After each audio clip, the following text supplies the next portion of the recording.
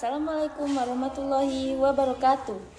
Perkenalkan, nama saya Mutiara Puja Lestari dengan nomor induk mahasiswa 86046699 dari UPJJ Palembang dan Pokjar Banding Agung.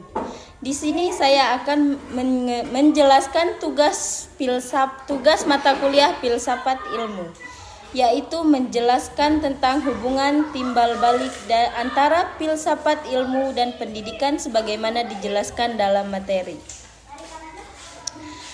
Jawabannya adalah hubungan filsafat ilmu dan pendidikan bersifat saling mendukung. Filsafat ilmu membantu pendidikan agar bisa memiliki tujuan yang jelas, cara berpikir yang ilmiah, serta nilai moral yang baik, sedangkan pendidikan membantu perkembangan filsafat ilmu karena melalui pendidikan lahir pemikiran baru, sikap kritis, dan ilmu pengetahuan yang terus berkembang.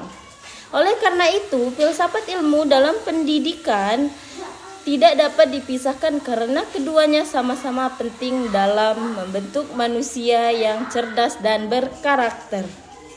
Yang pertama itu adalah bagaimana filsafat itu mengawasi dan memperkuat eksistensi keilmiahan serta nilai-nilai dalam ilmu pendidikan, yaitu jawabannya adalah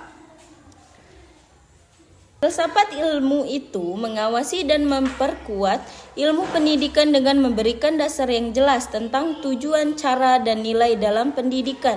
Dengan adanya filsafat ilmu, pendidikan tidak hanya berfokus pada penyampaian materi, tetapi juga memastikan bahwa proses pendidikan dilakukan secara ilmiah, terarah, dan memiliki nilai moral. Karena itu, pendidikan tidak hanya menghasilkan siswa yang pintar, tetapi juga memiliki karakter dan sikap yang baik.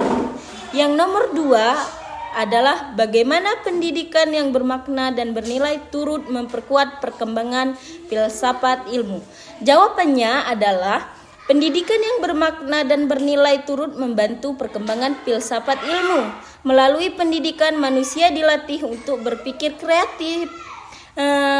kritis, kreatif, dan reflektif dalam menghadapi berbagai persoalan.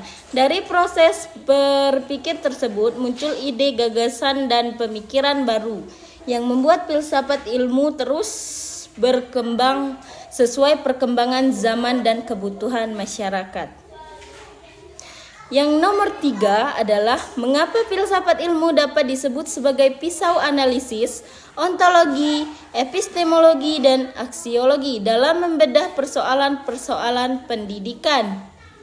Jawabannya adalah filsafat ilmu itu disebut sebagai pisau analisis karena dapat digunakan untuk membedah masalah pendidikan melalui 3 aspek utama. Ontologi membahas hakikat dan tujuan pendidikan, misalnya mengapa pendidikan itu penting.